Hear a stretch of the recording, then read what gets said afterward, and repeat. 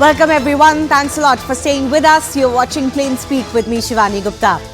Before the next general elections, Prime Minister Narendra Modi is on one of his last foreign visits before his term ends. And poignantly, these are trips to two Gulf nations, UAE and Qatar.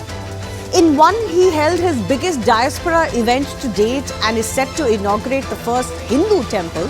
In another, he will be landing after completing one of the biggest diplomatic coups in recent memory by securing the safe release of 8 ex-Navy officers.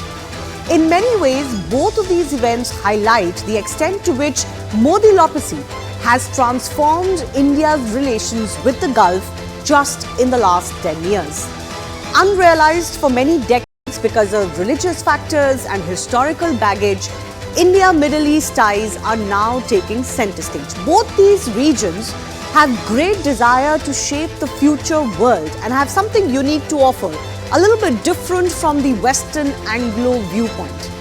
They also have great shared concerns in the region, and with progressive countries like the UAE and Saudi Arabia, for example, India has found new partners to counter certain regional threats. As Modi once again teases his third term, this time on foreign soil as he did last evening in UAE, the question we ask is this: has he truly transformed India-Gulf relations, and how can he expand on this if he was to be re-elected? We'll take that question to our experts joining us in just a bit. But let me first further break down, why does the UAE matter so much? There are multiple reasons. I'm going to break this down into two parts.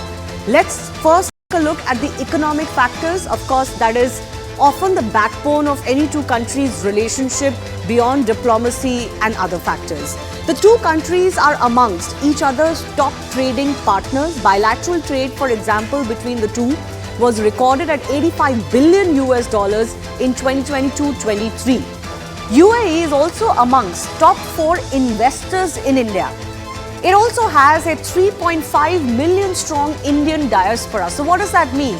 It means that it is the second highest source of inward remittances after the US, mind you. UAE is also key provider of to India for gas and oil. So a very key partner because these are strategically very important imports. Geopolitically as well, UAE plays an important role for India. It is, of course, considered a gateway for India, at least, to the Islamic world, the Gulf world. They have backed India on the abrogation of Article 370 in the past when many other countries were raising questions or concerns. UAE is also very powerful in the Middle East, West Asia politics and connections. And this is also very key for India. And another important factor is China. China's growing influence in the Middle East is one of the things that this partnership can counter over the next decade or so. Now, since Prime Minister Narendra Modi has come to power in 2014, he has kept focus on India's Middle East policy, which is why I said that Modi-lopathy has really changed the way India and the Gulf interact today. Let me point out how. He's made as many as 15 trips to the Middle East. This is much, much higher than any previous Prime Minister. In fact, his visit to UAE in 2015, soon after he was elected, was the first visit by an Indian Prime Minister to UAE since 1981. Apart from that, something that Narendra Modi is known for is developing personal rapport with world leaders. He's done so with the Gulf Emirs. And that is one of the most important factors because this region's diplomacy works a lot on personal rapport of the Emirs as well. And that can shift the relationship between the two countries. Now there are groupings today involving India and Gulf countries, which is a new phenomenon. So of course there's I2U2, India, Israel, USA and UAE, which is one such grouping that has come. And at the G20 summit recently, the India-Middle East-Europe Economic Corridor was also announced. There is greater partnership between these regions now in non-traditional domains. Not just about procuring petrol and oil and all of that. It's moving into areas like green energy, space, semiconductors and artificial intelligence. It wasn't just bilateral engagements that was on the Prime Minister's docket. He was actually invited to address World Government Summit in Dubai today. He noted that the challenges of the previous century, including food, health, water and energy security, are increasing despite the progress in technology. Let me also highlight some of his other address points, particularly on his own governance model. So message one was that citizens must not feel government's pressure. Instead, government's absence must also not be felt either. He emphasized something he talked about when he was first elected: maximum governance, minimal government. That government's job is to ensure interference is at minimal, but governance is maximum. He has also reiterated India's commitment to Sabka Saath and mentioned how the quota for women passed in Indian Parliament is going to ensure that in the future, and has emphasized on last mile delivery approach. This is something the Modi government says has managed to do much better than previous governments as far as some of its schemes are concerned. Let's focus now, of course, on what is coming up. Diplomacy is going to be, partnered with demotion, because now, in a few minutes from now, the attention will shift to the largest Hindu temple outside of India that the Prime Minister will be inaugurating. This is the same temple for which the Prime Minister laid the foundation in 2017. And in fact, in that visit to UAE in 2015 is when the idea was mooted that a temple should come up in the UAE, which seemed quite an impossible thing at that time. But look, it has come true. Let me just break down some of the special features of this temple that is going to be inaugurated by the Prime Minister. The design draws inspiration from Vedic architecture. I'll break that down more in just a bit. Its shikhars actually depict stories from Indian epics, Ramayana, Shiv Puran. In fact, the shikhars also narrate stories from Mahabharata. There is no iron or steel reinforcements that have been used. This is something that is done traditionally in temple construction. There is Italian marble used inside, while Rajasthan's famous pink sandstone has been used on the exteriors of this temple. Fly ash has apparently been used to reduce the carbon footprint during the construction of the temple, and it has a very strong India connect. In fact, there is connect across religions and across the world, but artisans from Gujarat and Rajasthan have actually carved out pillars in this temple. And while of course this is a Vaishnavite sect, the Swaminarayan temple that is opening, there are idols of Ram, Sita, Shiva, Parvati, Radha, Krishna, other Indian gods and goddesses also in this temple. Now this is a traditional stone Hindu temple with several shikhars, and it has been built in the traditional Nagar style. So 7 shikhars as far as this temple is concerned. You can see in some of those images that we're playing out as well. And quite like the Ayodhya Ram temple, this temple has also been built in the Nagar style. Also, there are the 7 shikhars are promoting the concept of, or they're representative of, the 7 emirates of the UAE. The temple has 2 central domes, Dome of Harmony and Dome of Peace. These are obviously emphasizing coexistence through their carvings of earth, water, fire, air and plants as well.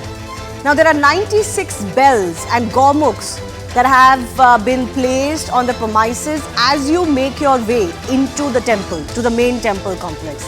And one of the most interesting facets that we've also brought to you earlier is that there is a holy river that runs around this temple, which is a very nice, very serene, atmosphere creating element, and actually waters from Ganga and Yamuna in India, the holy rivers, have been used in that river. There is also River Saraswati that has been depicted as white light. River Saraswati obviously has great civilizational and historical reference for Indic culture. There is a Varanasi-like ghat that has been depicted inside where Ganga flows from. Overall, this temple is spread over 27 acres. The temple is about half of that, and the other half is being used for areas like parking, etc. It's 108 feet high, 180 feet wide and 262 feet in length. And finally, about 700 crore rupees have been spent on the construction of this temple. Now, this event is about to begin any minute from now. A lot of Indian celebrities and others are also in attendance. Before we get you live from UAE, the big issue we're debating today is this. With devotion, the diaspora and diplomacy all mixed together, has Prime Minister Modi transformed the Gulf Connect to an extent that was possibly not imagined ever before? We'll take that with our experts in just a bit.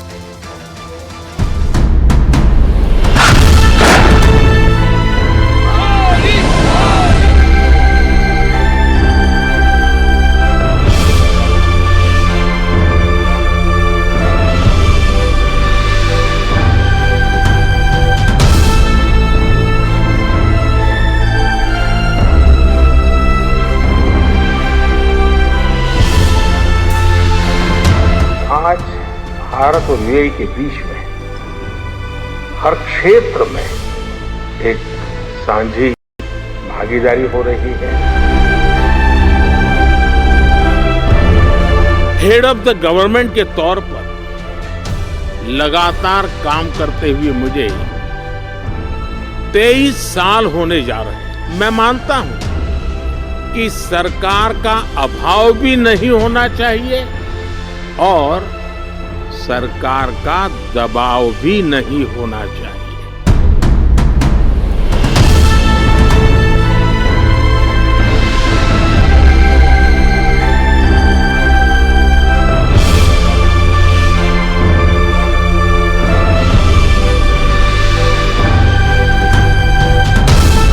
So viewers, we are inside this grand BAPS temple in Abu Dhabi, and it is grand, huge, and words are not enough to describe the grandeur of this temple. Like he mentioned, we're on the inside of the mandir. Behind us, this is the Garbhagriha. This is where the murtis of Bhagwan Swaminarayan and Akshar Purushottam will be installed. Pran Pratishtha yahi pe hogi.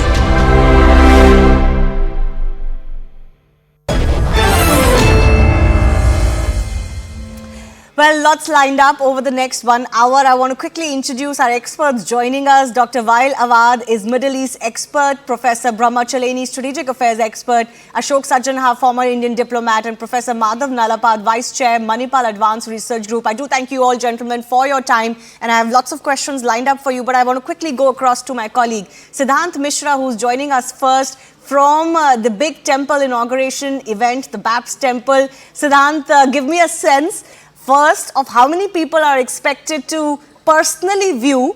What are the arrangements that they've made for others to view this around UAE, and the big names that will be in attendance today?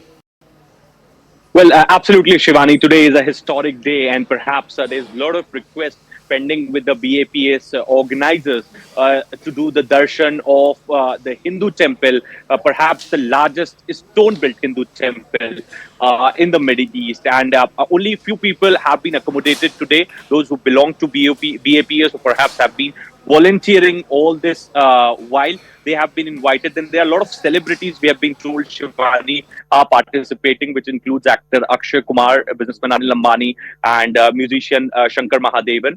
So those dignitaries have already arrived, and there is going to be a surprise element also, Shivani, because as we have been told that there could be somebody senior from the royal family participating with Prime Minister Modi for Pran Pratishtha of Bhagwan Swaminarayan, and it could be President Mohamed bin Zayed Al Nahyan also, but we are still awaiting official confirmation. Now, Shivani, also there are a lot of Shramiks. In fact, they have played the most important role by building this temple in the heat of the desert area of Abu Dhabi. And during COVID times, it was really tough to go ahead with this project. So those Shramiks have been especially invited by the organizers, and Prime Minister Modi is going to meet them, click selfies with all of them, is going to thank them. That's very interesting what you mentioned, Siddharth, because the Prime Minister makes it a point to meet the Shramiks. Yeah. At any big construction event or any kind of big event. He does that in India as well. So it seems like he's carrying forward that message of meeting those who work on a construction project. Absolutely, Shivani, and also, yesterday while addressing a Diaspora at Ahlan Modi event, the time of in the beginning only of his speech, he said, "कि Zayed stadium में भारतीयों के पसीने से महक रहा है." So, each time around, whenever he contribution of the people from the Indian origin, and especially in the Middle East, there are a lot many of have been contributing to the growth of UAE, especially since 1971, and that is being acknowledged by their government and also appreciated by their government. Shivani, now Shivani, I do have certain security constraints, but I would like to show those are the GVICs, Shivani, on both sides where we are from, and Prime Minister is going to perhaps take a walk and will come to them at the time of doing parikrama. This is what we've been told, and is going to click selfies and thank them for their contribution. That is actually Prime Minister's style. Uh, and always he has always done that. Where it goes for the inauguration of the monument, any project called. Okay. It's going to be a little bit difficult to get absolutely great network with Siddhant, but we'll try and reconnect with him. I think he was trying to show us around a little bit. And Siddhant, if you can still hear me, we'll come back to you as and when you're ready. Do show us around a little bit of what's really taking place right now as we wait for that event to begin. Let me go across to our guests in the meantime. Professor Brahmachalini, let me begin with you. I have outlined a few things that Modi has done, which are very obvious things, how he has transformed the Gulf Connect with India. What, according to you, has been his biggest achievement and his particular style that has worked when transforming this relationship? First, I think Modi has ended the neglect of the Gulf that we saw under several governments. For example, the last Prime Minister who visited UAE before Modi was Indira Gandhi in 1981. For 34 years, no one went to UAE until Modi went there in 2015. So he has consciously sought to improve and strengthen relations, not just with the UAE, but with all the Gulf states. He has reached out to Saudi Arabia, to Qatar, and of course, with traditional partner Oman, and even with tiny Bahrain, India's ties have improved. And I think he has done, while strengthening strategic and economic ties, he has also managed to highlight the cultural element. For example, inaugurating this temple is remarkable given the fact that this huge temple, in fact, this is the largest stone-built temple in the entire Middle East, the largest stone-built Hindu temple in the Middle East. The UAE has several small Hindu temples, but this is the first stone-constructed Hindu temple, and it's a showpiece. It's in fact a symbol of UAE-India friendship, partnership. And this temple became possible only because of Modi's personal rapport with the UAE president, Sheikh Mohammed, who is also the ruler of Abu Dhabi. It is Sheikh Mohammed who facilitated the construction of this temple. And Modi's 7th visit to the UAE cements his special relationship with Sheikh Mohammed. In international relations, we focus too much on national interests. But personal chemistry is also very important. Yeah. And that is showing in the case of Qatar, for example. But I'll come to Qatar in just a bit. You said there was a neglect of India-Gulf relations. So to truly understand the difference in the way of thinking, why do you think India, quote-unquote, neglected to build its relationship with the Gulf earlier? Well, India viewed the Gulf largely from the energy perspective and also as a source of remittances from Indian workers. There wasn't this effort to create partnerships with the sheikdoms in the Persian Gulf. I think in more recent years, It happened, it began to be sure when Manmohan Singh was the Prime Minister, but it gained traction only when Prime Minister Modi took office. Okay. And under his leadership, we have recognized the importance of building close partnerships with the Gulf states. This also helps this, and this is a very important point because India wants to diversify its risks. It wants to Yes. have multi-aligned foreign policy. It doesn't want to depend too much on the US, for example. So, for example, the US today is the world's largest producer and exporter of gas. And India has signed several LNG deals with the US. But despite Qatar's bad behavior, and we've seen, bad behavior on the part of Qatar, not once but twice. The first in the Nipur Sharma case, and when it summoned the Indian 8 ex-Indian Navy men and put them in solitary confinement on trumped-up charges, despite Qatar's problematic aspects. We have reached out to Qatar because we can't afford to ignore Qatar simply because Qatar is a very huge LNG exporter. Exactly. And we have to diversify our, Imports. our imports. Yeah. It's very important that we maintain good Yeah, so there is a relations with certain Qatar. pragmatism, despite the fact that there was such a hullabaloo about what Qatar said and did, particularly as you mentioned in the Nupur Sharma case, which was an embarrassment for the ruling BJP. There is a certain pragmatism when it comes to dealing with these relationships. It's not as if you're going to throw the baby out with the bathwater. I'd also want to go across to Ashok Sajjanhar very quickly. It's interesting also because it's not like this is coming at the cost of something else, right? India has good relationships and advancing relationships with the US. They haven't given up on Israel. They are maintaining or actually advancing relationships in the Middle East and continue to have their traditional ties with Russia. So that multipolarity or, that multi-alignment that Brahma was talking about, UAE and Middle East is a great example of that. This relationship was possibly being bogged down by multiple factors, but as we've shown in recent years, those factors need not dictate how well we can do with the Middle East. No, absolutely, you're very right, Shivani.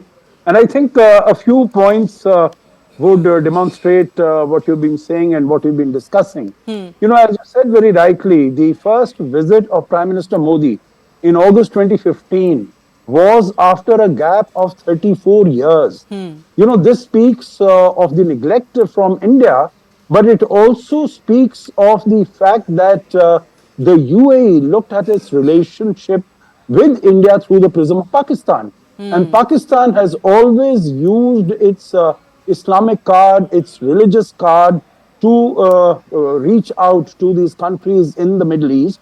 And we have given up on these countries, basically thinking that they will always Prefer Pakistan. Islamic card is too strong for them.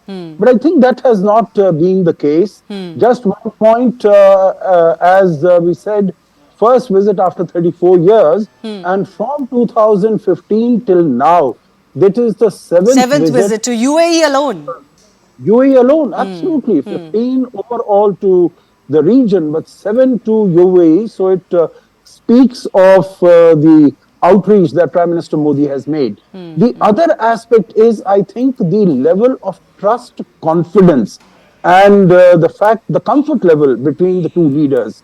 As the Prime Minister himself said that in 2015, his first visit when he came there, and he mentioned in passing that he would like some land for an Indian temple. Yes. And at that time, it was the Crown Prince, Zayed Al Nahyan. He was the Crown Prince at that time, not the President. And he said, fine, you just put your finger where you want that land to be. And we'll give you that portion of land. Absolutely. Yeah, it is yours. So I think that another example that I could give is in 2022 when both India and UAE signed the CEPA, Comprehensive Economic Partnership Agreement. Our FTA with the European Union, we've been negotiating on it from 2007. I was in Brussels at that time. And this CEPA was concluded in 80 or 90 days. That is about 3 months or so. Again, that is Okay. indicative of the level of confidence. Yeah, but So how the did he build point that confidence so suddenly? Is it just that Narendra Modi just has that knack and tact? I'll come back to our other two guests in just a bit with that. Please do be patient with me. We're getting some live visuals from the BAPS temple as well. This is Prime Minister Narendra Modi now arriving. He's wearing traditional Indian attire. He's wearing dhoti and he's coming and I think meeting the representative of the Swaminarayan Foundation who are inaugurating this temple. Great camaraderie being shown there as well. The very typical Modi ki jappi and more. The Prime Minister just recently was obviously part of the big Ayodhya consecration ceremony or Pran Pratishtha ceremony of the Ram temple. He was wearing a dhoti kurta then too. Today too he's wearing, adorning the same attire and he's walking the red carpet. He's going to be going inside. Very quickly I want to go across to my colleague Siddhant as well. Siddhant, the Prime Minister has arrived. Well, that's right, Shivani, and perhaps I'm witnessing this historic day today, and you see Prime Minister is in traditional attire, as you rightly pointed out, and in fact, he's meeting the other Swamis of BAPS Sanstha. Now, the Swami who is walking next to Prime Minister Modi is the project in charge of BAPS temple in Abu Dhabi. And also, interestingly, Shivani, I have been interacting with many of them here in Abu Dhabi. What they have told me is very interesting anecdotes of Prime Minister Modi's life and his equation with Pramukh Swami Maharaj, the late Pramukh Swami Maharaj, and his association with BAPS. In fact, when he was the Chief Minister of Gujarat, at that point in time also, before filing any nomination, the pen used to go to file the nomination from the BAPS. Pramukh Swami Maharaj used to send that pen for Prime Minister Modi. And Prime Minister Modi has always said that Pramukh Swami Maharaj may be a guru for you all, but he is a father for me. And that has always been the equation between Prime Minister Modi and later Pramukh Swami Maharaj. In fact, I would also like to share one more anecdote, Shivani, if you allow me to, that Pramukh Swami Maharaj knew that Prime Minister Modi likes wearing good clothes. So in those days, he used to send 2 pairs of clothes every year, especially for Prime Minister Narendra Modi. This is when he was not the Chief Minister of Gujarat, before taking oath as the Chief Minister of Gujarat. So this association, this love that BAPS has for Prime Minister Modi is since the days of Pramukh Swami Maharaj. Yeah. And today we are witnessing these historic times that it was a dream which Pramukh Swami Maharaj saw in 1997 in Sharjah, that there should be a Hindu temple in Abu Dhabi, and his Dattak Putra Prime Minister Modi is perhaps has fulfilled that dream of Pramukh Swami Maharaj. Yeah, and who could have seen that coming, Yeah. Siddhant? It's actually quite unimaginable to have such a large Hindu religious place in the middle of the Middle East. But on that significance, just stay with me, Siddhant, as we stay on these pictures as well. I want to go across to Professor Madhav Nalapad as well. Professor, we were talking about that personal connect that Prime Minister builds. Now, this is talked about with as far as relationships in Europe are concerned, in America are concerned, clearly in the Middle East with the Amirs. You saw what happened with Qatar. So what is it? You think he's just very good at it, which is why he's managed to do this? Or there is some, nuts and bolt diplomacy also behind the stage, leveraging India's position and or just positioning India correctly, which has also lent to this relationship building? Shivani, I've always said that you need exceptional leadership for exceptional diplomacy. The diplomats can work very, very hard indeed, but then if you don't have the proper directioning by the leadership, you don't have the proper support by the leadership, well then that diplomacy, a lot of it gets diluted. What do you think? What do you think makes Modi so special or so good at this, from your reading? Well, first of all, I'd like to say he has absolute confidence in the people of India. And that is something which we have not seen in all the leaders of India. The fact is that he knows the Indian people are people who can do as well, if not better, than anyone else in the world. And Shivani, when you visit people, you visit your neighbors more than you visit people who are staying far away. I mean, Southern Asia is our neighborhood. Right from the Middle East to Southeast Asia, Southern Asia is not just South Asia. For a long time, we were schooled in thinking that, oh, your neighborhood is South Asia. It's Pakistan, it's Bangladesh, Nepal. Of course, it's all these things. But it's also Southern Asia. It's the entirety of the Middle East. Dr. Awad is here, a very distinguished scholar and a very good friend of many decades. Now, Southeast Asia, that is the real neighborhood of India. And Prime Minister Narendra Modi, this entire neighborhood, he has basically looked at. He has not accepted the boundaries that others sought to impose on India. Actually, it was quite bewildering because this region is actually so close to India. And as all of our experts were pointing out, it has been quote-unquote neglected for so long. That couldn't be very good just because of the proximity. Well, the fact is, Shivani, that we relied on relationships with these countries through other countries, and those countries are taken much more seriously. If you look at the visiting patterns of leaders, you will find out where their priorities were. I mean, whether if you look at the visiting patterns, for example, in the United States, or Blinken and Sullivan, 85% of it is cross-Atlantic. For them, Europe is the center of the world. Asia, Latin America, Africa, forget it. It's all Europe. You can see it from the visiting. Prime Minister Modi has gone across the world. Why? Because he knows India is now a global power.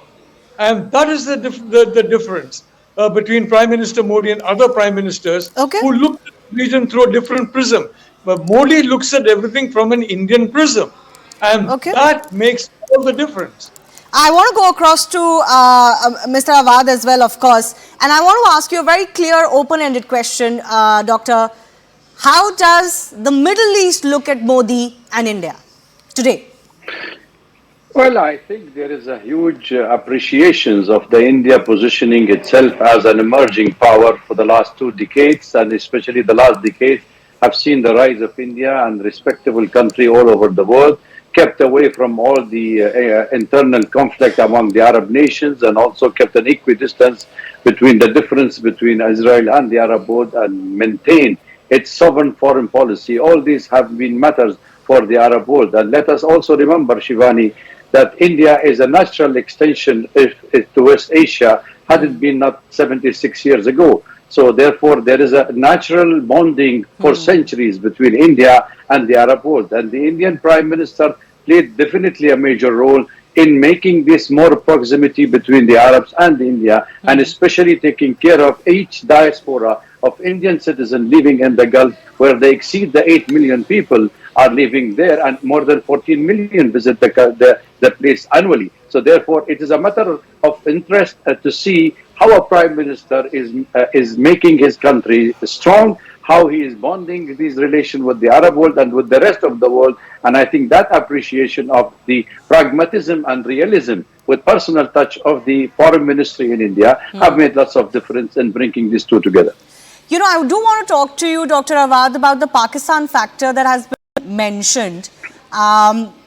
How do you read into this? Because yes, both domestically and internationally, the Modi years can also be categorized as those where, of course, initially he started big bang with an unannounced visit into Pakistan, and we saw what happened later. But once that turned, India has been very stern on the terror front to Pakistan and has managed to reduce the significance attached to Pakistan in India's diplomacy globally, and that hyphenation. It has more or less rendered Pakistan irrelevant to India globally. Would you agree with that, and how has that played into the Middle East relationship?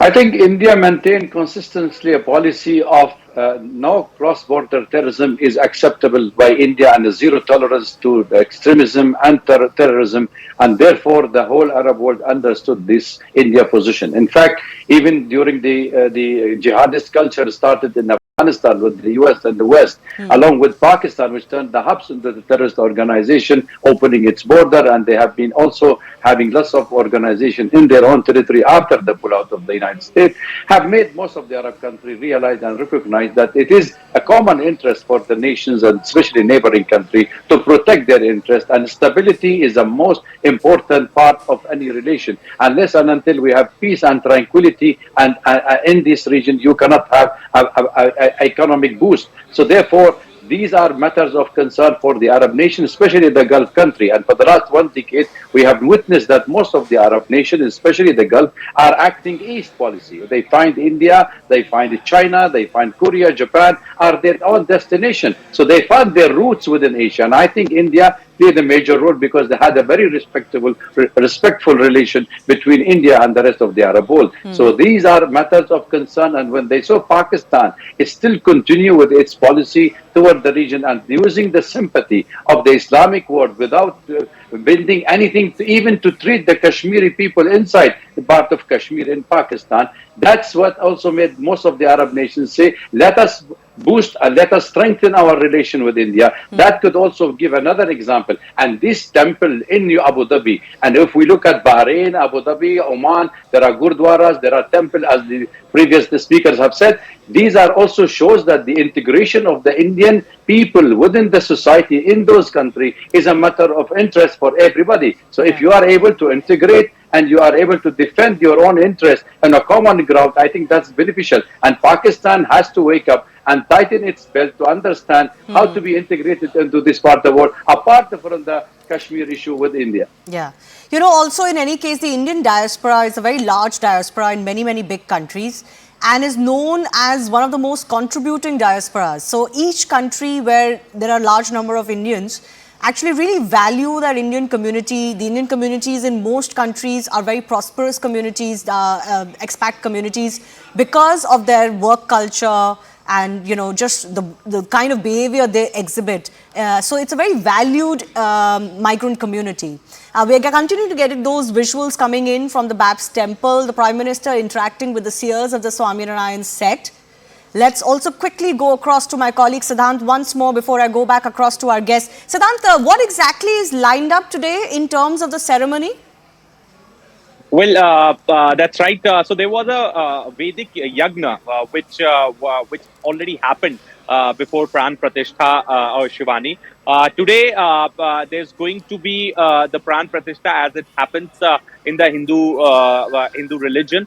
And Prime Minister Modi is participating in the Pran Pratishtha. This is what we have been told. But right now, what I can see is that he is being given the tour of the temple by the seers of the Swaminarayan sect. As you know, as I was talking about Prime Minister's association with Swaminarayan sect since even before his Chief Minister days in Gujarat. So it is indeed a historic day for Prime Minister Modi, Shivani, and in fact, this temple was something which is possible because of Prime Minister Modi's personal intervention in 2015, and then 2018 the MOU was signed, and the land finally the construction started. But due to COVID times, it was also very difficult because for some time there were a lot of difficulty going ahead with the construction when COVID-19 was going on. But finally, in 2024, the temple is being inaugurated. Now there is a tour which is being given to Prime Minister Modi a short while back. He was meeting the seers and in fact the other dignitaries of UAE at Wall of Harmony. So there is one Wall of Harmony, Shivani, which has been built. And interestingly, the motto which is written on Wall of Harmony is Vasudev Kutumbukam. Word is one family. So the same motto was India's India's motto during G20 presidency. So that you will find at the time of the entry of inside the temple. And in fact, the beautiful thing about this temple, Shivani, is that even the stone carvings and the depiction or depiction on the walls have been taken from the stories of various religions and cultures across the world, from Islamic culture to the Chinese culture and to the Mediterranean times. all the stories have been depicted on the walls of Swaminarayan temple.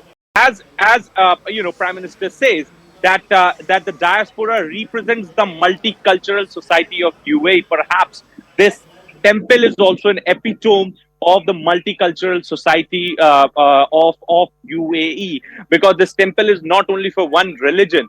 This temple has depiction of the stories from multiple religions, and when a person will come to the temple, he will find it really interesting to see that his religion's depiction is also there on the walls of the temple. So that's the most beautiful part of it. And also, the monuments, the landmark buildings of UAE have also been drawn, have also been carved on the walls of the temple. Okay. Whether it's Dubai frame or the towers of Dubai, they have also been carved. Yes. And last Siddharth- and the most important one, Shivani. Yeah, go ahead, finish.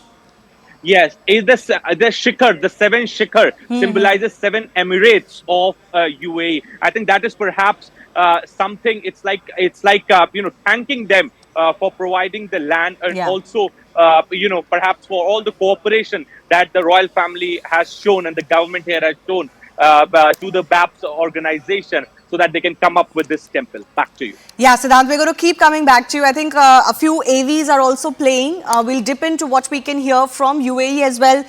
Professor Brahmachalini, I want to come back to you. The Prime Minister, interestingly, has been talking about his impending third term. Now, it's interesting, he even mentioned it yesterday in his address to the diaspora and I think to the larger world community. What I want to know curiously is, how do you think he can expand on this relationship if and when that third term happens? He's been promising big things in his third term. Diplomacy-wise, for this region, if you were to talk about it, what do you see coming? Normally, a prime minister doesn't talk of a fresh term before facing the voters, but it shows Mr. Modi's confidence in returning to power, that is already talking about his ambitions and plans in the third term. The fact is that he has raised India's profile internationally. He has provided India rapid economic growth. He has provided India political stability. And therefore, given the fact that India is doing well under his leadership, in fact, India's salience has risen across the world, he expects the voters in India would give him a third term.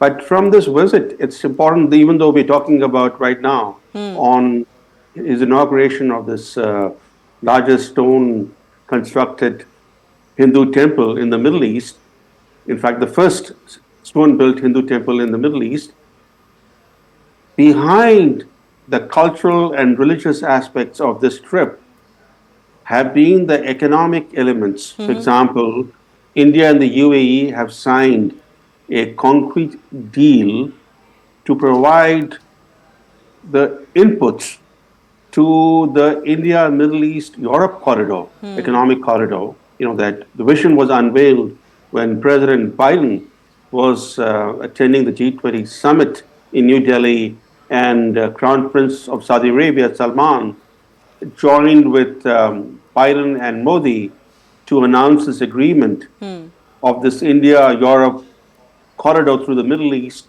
But the missing elements were obscured because the hype on the agreement obscured the fact that there wasn't anything concrete in the agreement. But now the concrete elements are coming into place. During Modi's ongoing visit to the UAE, he and the UAE President Sheikh Mohamed signed on to an agreement whereby the UAE and India will make this corridor a reality. For example, this corridor stretches first from India to the UAE, then goes to Saudi Arabia, then goes to Jordan, Israel, and then to the Europe.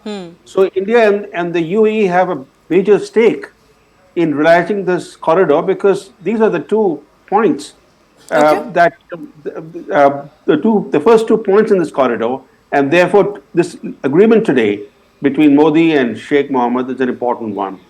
Yeah. Ashok Sajanan, what do you see coming?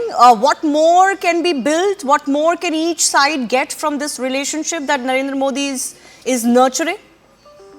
Oh, definitely. I think there are huge possibilities. If one could use a little floral language, one could say sky is the limit, because I think there are so many new ideas, new initiatives, new possibilities. For instance, as far as technology is concerned, as far as AI is concerned, India itself is, as far as its digital public infrastructure is concerned, there is huge possibilities in those areas, and India can definitely partner with UAE, and the United Arab Emirates is also looking at investing hugely in India. Shivani, you would recall that $75 billion they had promised to put in India's infrastructure. And, if I could also add one particular point, which is also, a political aspect of the relationship. You would recall that even in the Union Territory of Jammu and Kashmir, the UAE has promised to put in about $5 billion Yes. in building, hospitality institutions and hospitality assets. Yes. You would also recall that when we had organized in G20, we had organized the meeting of the tourism group in Srinagar. Then United Arab Emirates was present there. So I think, what we've been talking about, what you also referred to, Pakistan, and this was, post 2019, post Article 370. So United Arab Emirates is obviously taking, Yeah, none of sure. the narrative that Pakistan is trying to create. But coming back to your question, I think the possibilities are enormous, where both the leaders can collaborate. And I'm extremely happy that both sides agreed on this IMEC. I'll tell you just one sentence on that, because after the October 7 attack and after what has started happening Yeah. in as far as the as far as what started happening, there was all these statements that were coming out that now this I2U2 and IMEC is going down the drain, because Israel is, in the doghouse, it's become a pariah state, etc. But I'm delighted that, both That's the not the sides. case, yes. Clearly, That's not the case. that's not the case, and they've moved on from that projection that was made. But, interestingly, you talked about Pakistan angle and, of course, post-abrogation, the UAE certainly not being bothered with that. But Professor Nalapad, UAE and you could argue Saudi Arabia are the more progressive Middle Eastern countries, right? What about the rest?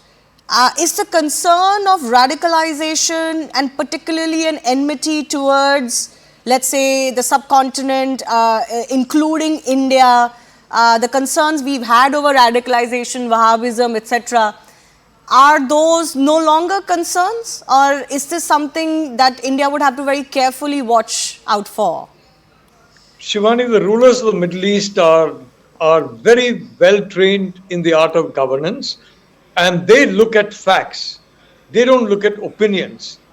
And the facts are very clear. Look at the trajectory of Pakistan compared to the trajectory of India, and you'll see the difference between our inclusive trajectory and their exclusivist trajectory. The fact is, under Narendra Modi, India has been transformed. And under Mohammed bin Salman and Mohammed bin Zayed, the Middle East is getting transformed. So you have a transformed India shaking hands with a transforming Middle East. But, the point I was making, Professor, was that UAE and Saudi Arabia are slightly different than the rest of the countries, possibly? I'd like to say that the young people are there throughout the Middle East and throughout India, throughout the subcontinent. What do young people want finally? They want a good education, a good income, a good job, and frankly, for example, you look at what is happening in Gaza, and look at where Hamas has led the people of Gaza to. The entire population of Gaza is dependent on charity for survival. And look at the difference between, say, one of the Gulf Cooperation Council countries, let's say Qatar, and look at the way Qatar and its economy are booming, and you'll see the difference. Qataris have got, there are certain issues regarding the way Qatar is being very soft towards certain things. Maybe it's because there needs to be some link reaching out to these people, and maybe Qatar is playing that role. But the fact of the matter is that UAE, the fact that the Sheikh Zayed is able to take this giant step forward indicates the population of the UAE, the population of the Middle East is also transforming itself. In 1981, the population was moving into a very dark space where Wahhabism, later on ISIS, Al-Qaeda, all those, the Taliban, all that developed. The Taliban, of course, in our part of the world. But today, the Middle East is being transformed again. And it is entering into a world of modern education and a world of prosperity. And where education is concerned, you have Indian educational institutions there. Manipal, for example, has a very large campus in Dubai. Okay. And very successful campus. And there are campuses in other centers that are being planned and that are there. And so from that point of view, the young in the Middle East are becoming much more like the young in India. Okay, and fair this enough. coming together is extremely important because both our people share so much. And the fact that we are working together means both of us will achieve our goals much faster. Absolutely. I've got a final minute left. Dr. Awad, I'll give you the final minute. You very rightly pointed out, but for what happened during partition, India was the natural neighbor of the Middle East, and that connect and that relationship should not go away, and thankfully has not gone away. But what would you like to see happen, let's say, in the next decade or so? Where do you think both these regions can take their relationship? Because like I also said at the start of the show, I mean, these two regions have something to offer to the world, which is different than how the world has been run so far. And I think this partnership can dictate a little bit of that, being two such very important voices in the larger global play. Very quickly, Dr. Awad, your thoughts on that. Where can we go from? I have been for the last 4 decades in Asia, and I can tell you I've been advocating a strong, bonded, proactive Indian role in the Arab affairs, and not only in the political but cultural and every part of it, economically, politically. And that's why we see this model is a modern model of India and UAE, which will be fostering and will be an example to follow in the rest of the West Asian nation to die and come closer to India, because there where our destination is. In fact, if I want to give you final answer, when India went to nuclear, I was in the school and we were coming in the street of the school celebrating India going to nuclear. So if India emerging as a power in those years in my country, Syria, I think that's the same feeling we share with India coming in the 21st century as a leading power, because the whole world, the whole structuring of the multipolar world has to be started from India. All right. On that note, I do thank all of our experts for joining us. Stay with us here on CNN News 18. We'll continue to get you the latest from UAE. I have to slip into a very short break. Thanks a lot for watching.